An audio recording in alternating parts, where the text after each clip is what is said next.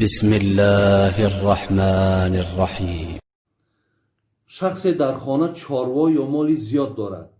چیکار کند که به مالش چشم نرسد؟ البته مقصد از همه بهترین راه نرسیدن چشم، شما فراموش نکنید که حدیث پیامبرمون است که والعین حق، یعنی همون بگوییم که زهر چشم هست، یعنی چشم حقیقت دارد.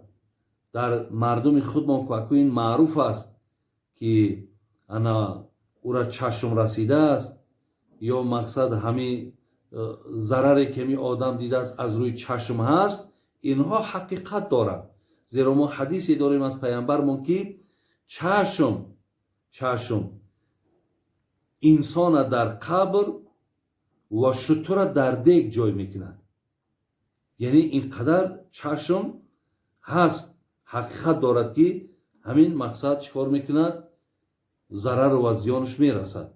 برای همین وقتی که شما اگر میبینید یک برادرتون یک خانه زیبا دارد، یک ماشین زیبا دارد، میبینید که فرزندهای خوب دارد، وقتی شما میخواهید که مقصد به او ضرر نرسد، شما اول کلمه ماشاءالله را مانید، گویید که ماشاءالله که خانه زیبا، ماشاءالله که کارخانه خوب، ماشاءالله که در کارها پیشروی، ماشاءالله که بسیار ماشین خوب گرفته.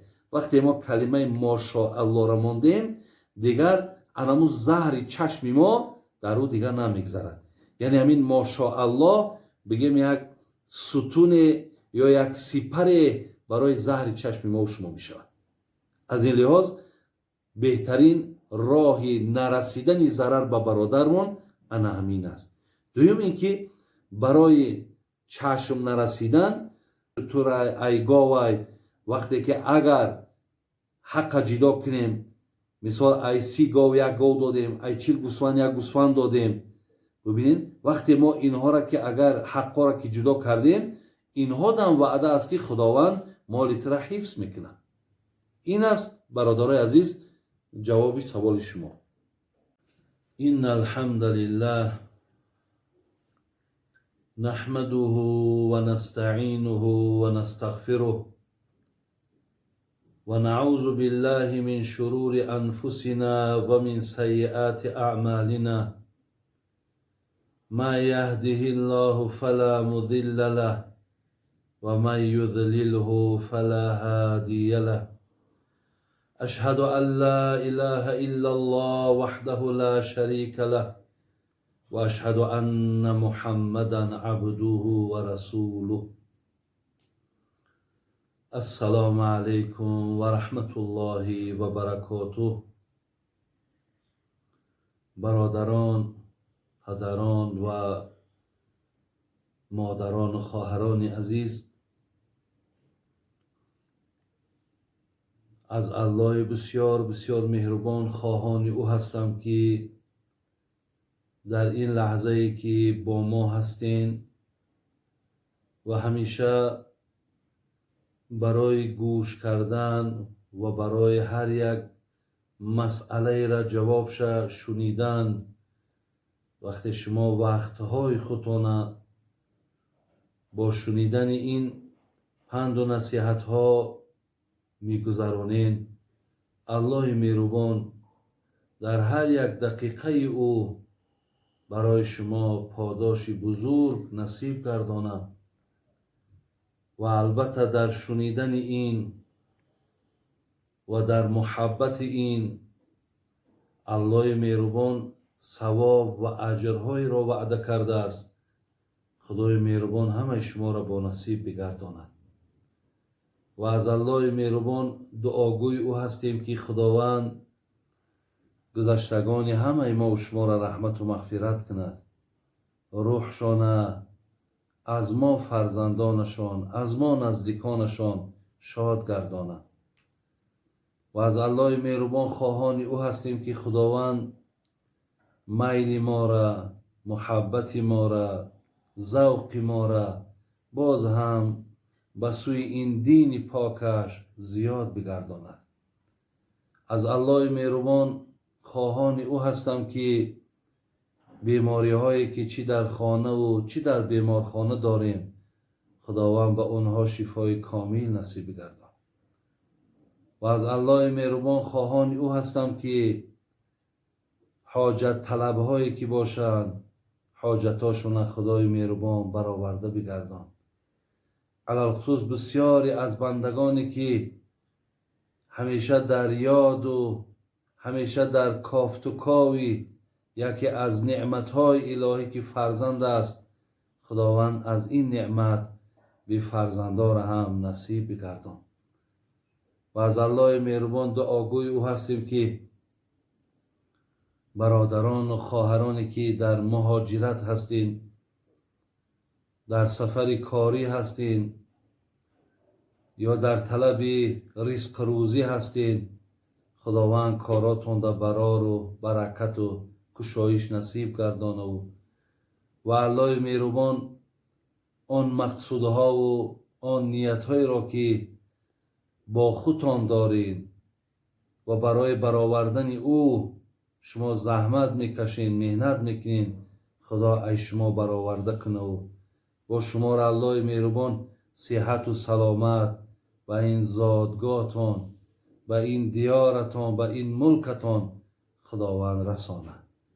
و از الله مهربان دعاگوی او هستیم که خداوند این دیار ما را هم، این ملک ما را هم از همه آفتها و بلاها نگهبان باشه و کسانی که برای بهبود و برای خوب شدن شرایط این ملک زحمت میکشند، مهنت میکنند، خدای مهربان عمر دراز و ایمان کامل و سعادت دنیا و آخرت نصیبشان گردان. برادران عزیز و گرامی، الحال در پیش من یک دفتر پر از سوال هایی که شما در همین شبکه نور تیوی نویسانده روان کردین و در پیش من آورده گذاشتن و انشالله چگونه که من هم قبلا برای شما وعده داده بودم که ذره امکانیت یابم و هر زمانی که برای من الله مهربان دست داد حرکت میکنم و سوالهاتون جواب گردانم و همچنان موضوعهایی که برای من شما خواهش کردین که یکی درباره فضیلت قرآن خواندن، یکی درباره نفس، یکی درباره قدرت‌های الهی را برای ما بیان کن. انشاءالله اینها هم در گویم نزد من هستند. همه اینها انشاءالله آماده اند. من خدا خواهد به سمع شما اینها را هم الله برای من مهلت دهد، برای من وقت دهد، من به سمع شما میرسانم. برادران عزیز و گرامی، همه به والله قسم همه حرکتم، همه تلاشم برای این است که هر چیزی که از دانش و فهمیشی که دارم برای شما برادران عزیز، خواهران عزیز من باید که گفته گذارم، تا شاید که اگر یک مسئله را که شما اگر از ما آموزین، شما اگر از ما گوش اندازین و با او اگر شما انشاءالله توفیق عمل کردنش پیدا کنین، این برای من هم در دنیا و هم در آخرتم بسیار مهم است و به نهایت برای من نفع خیلی زیادی دارد. الان درباره مهلت گفتم، درباره وقت گفتم. برادران عزیز و گرامی، یکی از دانشمندها به نام محمد امین میگه روزه یک شاگرد خودش وقتی دید آمده ایستاده است، پرسید که ای بنده خدا، از این بالا آمدی، از کجا آمدی استی؟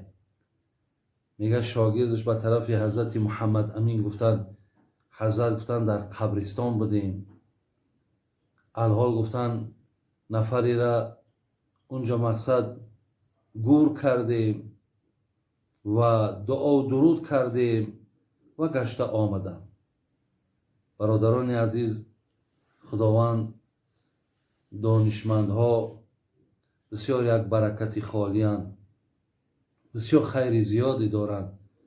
به طرف این شاگردش گفت فرزند عزیز، الحال تو توانستی که از این قبرستان گشته بیایی، ولی فراموش نکن، گفت فرزند عزیز، روزی می شود که تو را به همون قبرستان میبرند ولی دیگر امکانیت باز پس آمدن نداری. زین لحاظ گفت فرزند عزیز، وقتت را غنیمت بدان.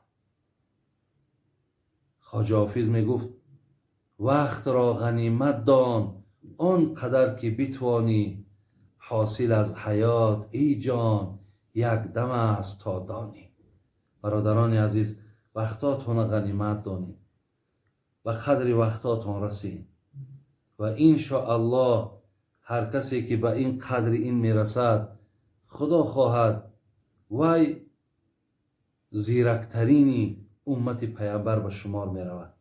حضرت امام شافعی برادران عزیز خودش میگوید که در زمانی که من زندگی کردم هیچ کس را از خودم عالمتر نمیدانستم یا عالمتر نمیدیدم.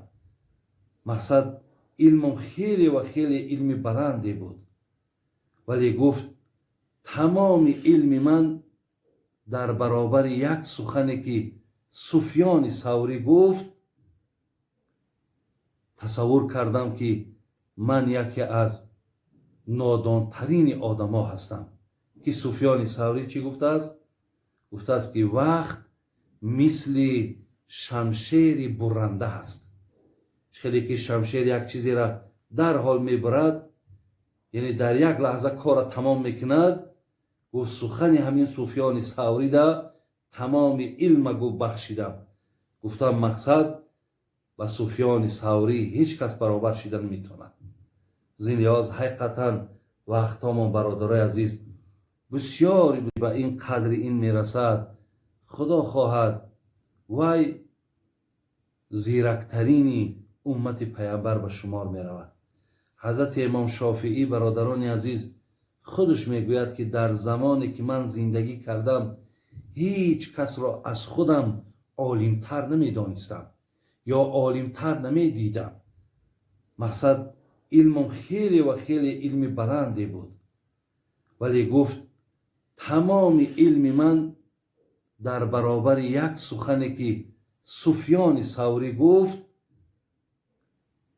تصور کردم که من یکی از نادانترین آدم ها هستم. که سفیان ثوری چی گفته است؟ گفته است که وقت مثل شمشیر برنده است. خیلی که شمشیر یک چیزی را در حال میبرد، یعنی در یک لحظه کار تمام میکند. گفت سخن همین سفیان ثوری دا تمام علم گفت بخشیدم. گفتم مقصد و سفیان ثوری هیچ کس برابر شدن نمیتواند. زین لحاظ حقیقتا وقتا ما برادرای عزیز بسیار بسیار هم گوهر است، هم عزیز است، هم ارزش دارد و همچنان بسیار تیز میگذرد. عزیزای خدا میگن بر لب جوی نشین، دیده عبرت بکشا، حاصل عمر تو چون آب روان میگذرد. چگونه که همین آب به خودش یک حرکت دارد یا سرعت دارد، همین عمر انسان هم برادران و خواهران عزیز مثل همین آب روان است، بسیار در رو میگذرد، به نهایت تیز ای دست میرود. برای همین خدا رحمت کند جنونی را، میگو فرصت عمر عزیز است، عزیزش داری، هر نفس گوهری نایاب، تو ارزان مفروش. بسیار ارزشی بلندی دارد، ارزانش نفروش. مقصد بیهوده نگذران، به غفلت نگذران که این ارزان فروختنی وقتی شما هست. الله توفیق آنچه را که شنیدیم برای ما و شما نصیب گرداند. الحال من سوال هایی که در پیشم هست иншоалло ман барои шумо ҷавоб мегардонам. бисмиллоҳи раҳмони раҳим. нафаре савол кардан, гуфтан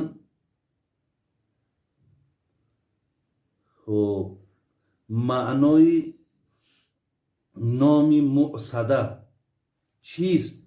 чунки як домло гуфт ки маънояш сутунҳои дӯзах аст. бисёр ғамгин шудам. яъне кадоме фарзандша номша муъсада мондааст. ин муъсада, бародарону хоҳарони азиз, дар сураи муборакаи ҳумаза омадагӣ аст ки дар оятҳои 8 ва 9 худои меҳрубон мега иннаҳа алайҳим муъсада фи амадин мумаддада.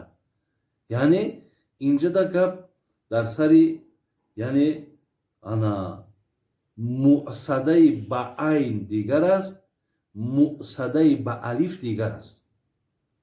барои ин дар сураи баладам ояти 20 алайҳим нарум муъсада. дар ин ҷамъ дар сураи баладам дар сураи ҳумазаам муъсада омадааст, лекин муъсадаи беайн. хеле ки зани фиръавн осия ном дошт. дар қуръон мегзарад осия буд номаш, лекин алиф қати агар осия бигирем ном маънои хуб метиҳад, лекин вақте айн қати бигиремш осия бигем, инҷа аллакай одами гунаҳгора оси меган. барои ҳамин гап дар сари талаффуз меравад. гап дар сари ана ҳамун мисол ҳар ҳарфа аз ҷои худаш берун кардан.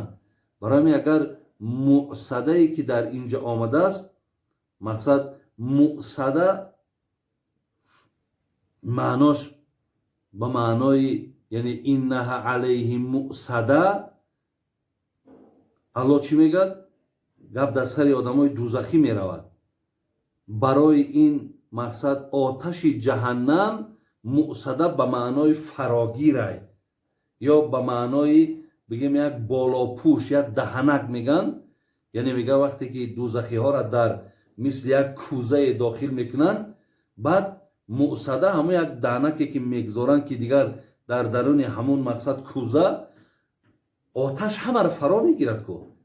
яъне бар инҳо ҷои холӣ намемонад ки унҷа мақсад оташи ҷаҳаннам намошад. ана дар давоми оят баъд фи амади мумаддада, анака ами амад ё умуд, инҷа да гап сари сутун агар вай гуфта бошад, инҷа да гап дар муъсада нест, дар амад аст. анамо амад ё умуд анамо сутунҳои дӯзахай ки ин ба муъсада ягон робита надорад. лекин муъсада гузошта бошед, ин асли калима аз асид аст. асида ба маънои номи таомай. аслан муъсада бигем номи як таоме ҳаст ки ира агар шумо дар луғатҳо ҳам нигаҳ кинед, ҳамон таоме ки аз ор тайёр мешавад, ки бо ӯ мақсад хурмо ҳам якҷо мекунанд.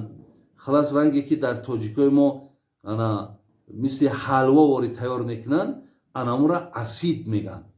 барои ҳамин муъсада ҳам яъне як номи таом аст. агар бо алиф муъсада бигирӣ, яъне фарогир, ё ин ки мақсад басташуда ё болопӯш. лекин дар инҷа тамоман маънои сутуни дӯзах нест, балки ояти баъдишда амади мумаддада, анамо амадаш анамо сутун аст ки дӯзахиҳора аллоҳ мега мо дар дӯзахҳое ки мумаддада, сутунҳое ки мисол дароз дарозанд, ки ҳамаш аз оташ иборатанд, мо дар онҳо дӯзахиҳоро мебандем. хоб саволи дигаре ки омадааст, бо як писар мега бо тариқи телефон шинос шудам. ӯ дар муҳоҷират аст ва ман гуфт ки ин хел гап мезанем гунаҳгор мешавем. бо тариқи телефон никоҳ кардем, як шоҳидам доштем. оё никоҳи мо дуруст шуд ё на? никоҳ бо тариқи телефон برادران و خواهران عزیز درست نمی شود. حال آنکه در اینجا باز شما یک شاهد داشتید. برای درست شدن نکاح دو شاهد در کاره. از این لحاظ اگر هر یک دختر و هر یک پسری که وقتی که مصلحت ها می شود که اینها در آینده زن و شوهر می شوند، اگر ضرورتی ندارد که شما با تلفن با یکدیگر صحبت ها داشته باشید. انشاءالله که همین یکدیگر را که دیدین، یکدیگر را که میفهمین، یکدیگر را که میشناسین، طریق تازه و پاک و خوبش همین است که آمده با یکدیگر یک بار از نزدیک مقصد در خانه دختردار، خب در نزد بگیم محرماش شما یکدیگر را میبینین، شرط و شرایط یکدیگر را مصلحت میکنین و انشاءالله بعد توی تونه میکنین با همین زندگی تونه میکنین. پیشتر این مصلحت ها و این گپ زدنی ها و این واخوری ها برای خیر شما نیست. خواهر دادر عزیز، برای هیچ کس نمیداند که پگاه به سر یکی از شما چه آمدنی است. آیا این کار شما در منبد می شود یا نمی شود؟ از این لحاظ یعنی بدنامی هم برای دختردار هم برای بچه‌دار می شود.